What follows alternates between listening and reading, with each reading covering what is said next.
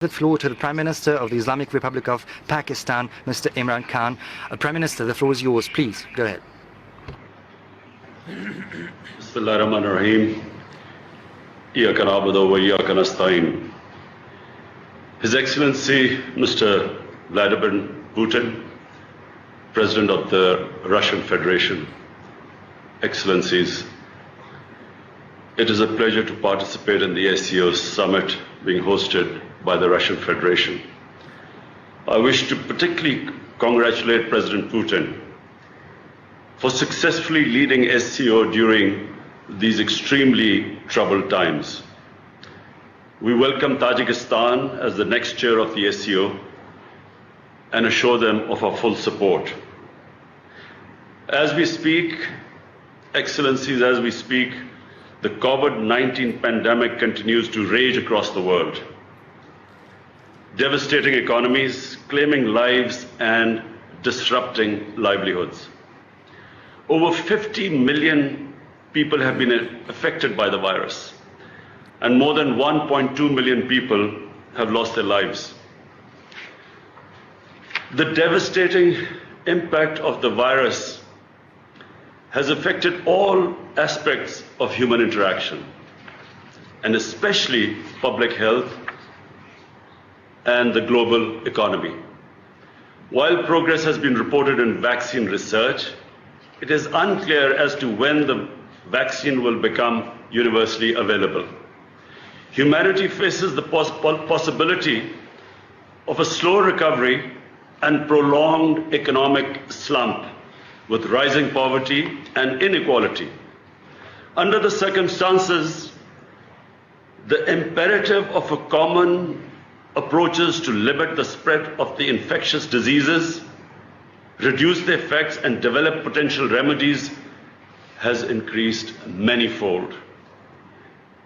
Yet, global harmony, multilateralism are undermined by rising geopolitical tensions, unilateralism, and isolationism. We believe that the SCO fraternity, with its core principles of solidarity and mutual support, would be effective in combating the effects of COVID-19. Excellencies, this year's CHS coincides with completion of 20 years of the establishment of the SCO. Over the past 2 decades, SCO's prestige and influence have grown significantly. At a time when the world is bereft of global vision and shared solutions, SCO has called for effective multilateralism, with the UN playing a central coordinating role. Pakistan also deeply appreciates China's effective handling of the virus, and also the material and technical assistance extended by China to others, including Pakistan. China and Pakistan also are collaborating in vaccine development, with phase 3 trials successfully underway. On its part, Pakistan is open to sharing its own experience in effectively combating the pandemic and keeping the total cases and fatalities relatively low. Our collaborated policy of smart lockdowns and financial support to the most vulnerable segments of the society prevented rapid community spread, protected the poorest from the worst fallouts of the lockdown, and helped stabilize the economy. Our aim has been not only to save people from the virus, but also save people from dying of hunger. Globally, the international community has taken some welcome steps to mitigate the adverse effects of COVID-19. But much more needs to be done, particularly for the poor, who are hit the hardest, both in rich and the poor nations. In this spirit, I proposed a global initiative for debt relief to address debt vulnerabilities of the developing world and to help create fiscal space for them to mitigate the impact of pandemic and achieve sustainable development. We welcome measures taken by the G20 and the international financial institutions to help developing countries, in particular least developed countries, to face economic challenges posed by the pandemic. Further steps are needed to help improve liquidity in developing countries and restore growth. Excellencies, the foreign policy goals of my government are in sync with the SCO's vision of regional connectivity and economic integration.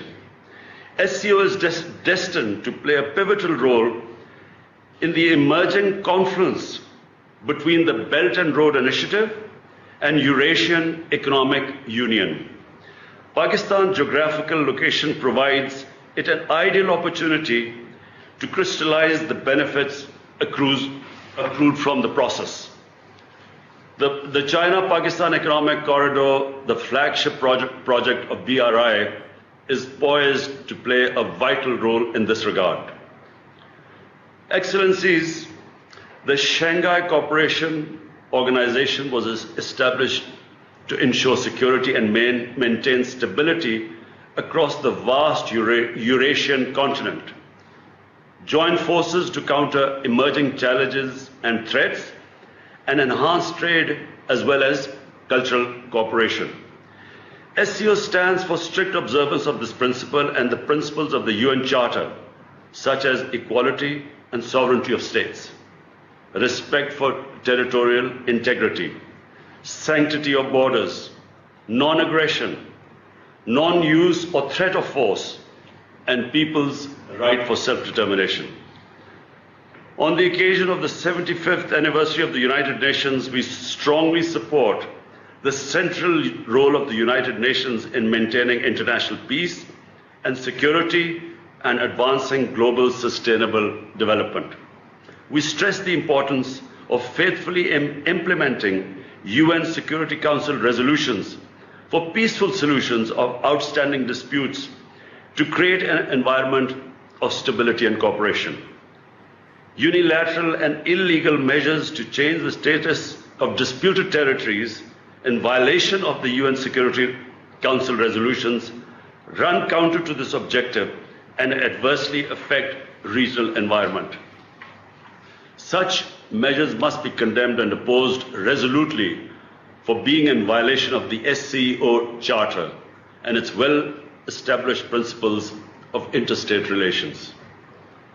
Excellencies, I have consistently stressed that there is no military solution to the conflict in Afghanistan and that a negotiated political settlement is the best way forward. As a shared responsibility, Pakistan has steadfastly supported the Afghan-led and the Afghan-owned peace process. Our positive contribution facilitated the US-Taliban peace agreement. The Afghan parties must seize this historic opportunity, work together constructively and secure an inclusive, broad-based and comprehensive political settlement through intra-Afghan negotiations. Reduction in violence is absolutely imperative to help strengthen the momentum reached through these positive developments. We must also remain mindful of the challenges ahead, especially the role of the spoilers within and outside, who do not want peace and stability to return to Afghanistan. Return of the Afghan refugees to their homeland with dignity and honor should be an essential part of the peace negotiations. On the Iranian nuclear issue, we share SCO's call for effective implementation of the Joint Comprehensive Plan of Action. We join our SCO partners in focusing on the prevention of an arms race in outer space and international information security. The overarching goal of the international security architecture should be the promotion of equal and undiminished security of all states. We welcome the emphasis by the SCO members on data security. In this regard, we strongly support China's Global Digital Data Security Initiative. We reiterate our strong support for coordinating our efforts at this relevant multilateral fora to counter the growing menace of narcotic drugs. Excellencies, Pakistan has been in the forefront of the struggle against terrorism. Our resolve to continue this fight remains undeterred. We believe it is wrong to use terrorism-related allegations as a political tool to malign and target any country, religion, or race. It's critical to address the scourge of terrorism in all its forms and manifestations, including state terrorism perpetrated against people living under foreign occupation and disputed territories. As we commemorate the 75th anniversary of the defeat of Nazism and fascism during the Second World War, we must learn lessons from history and work to ensure against the resurgence of such destructive ideologies. We must also continue to steadfastly oppose extremist and xenophobic tendencies, including racist ideologies inspired by neo-Nazism and Islamophobia. We must resolutely oppose divisive policies based on prejudice and discrimination, and focus on building interfaith and cross-cultural bridges. It is imperative that willful provocations and incitement to hate, especially on religious grounds, are universally outlawed. Deliberately insulting religions and sacred religious symbols provokes hatred and violent extremism, leading to further polarization and fragmentation of humanity. Therefore, SCO members should continue to call for mutual respect of all religions and beliefs, and for fostering a culture of peace, fraternity, and harmony. Excellencies, my government is particularly focused on providing relief to the poor segments of the society. And this inspiration we have got from the way China raised 700 million out of poverty in the last 30 years. In this context, we thank all members of supporting our initiative for establishing an SCO special working group on poverty alleviation. We must pool our efforts to fight the threat posed by climate change. It is important that all commitments made in the Paris Agreement on climate change are fulfilled. In particular, the commitment to mobilize $100 billion annually as climate finance. On its part, Pakistan is making renewed efforts to mitigate adverse effects of climate change. We have launched an ecosystem restoration initiative. I repeat, ecosystem restoration initiative, which includes the planting of 10 billion trees in the next 3 years. Fighting corruption and economic crimes is another important area of focus for my government. We welcome SCO's emphasis on strengthening international cooperation in fighting these menaces. We must firmly oppose illicit financial flows from developing countries, which impoverish these nations and severely retard their development endeavors. Efforts must be made to bring back the stolen wealth to enable the affected nations realize their legitimate aspirations for development and a hopeful future. I would like to express Pakistan's gratification on becoming a member of the SCO Youth Council. With 65% of our population under the age of 30, Pakistan highly values cooperation in tapping the immense potential of our youth and involving them in the socio-economic uplift of our societies. Excellencies, going forward, I would like to make 6 specific proposals aimed at galvanizing our mutually beneficially result-oriented efforts through the SCO platforms.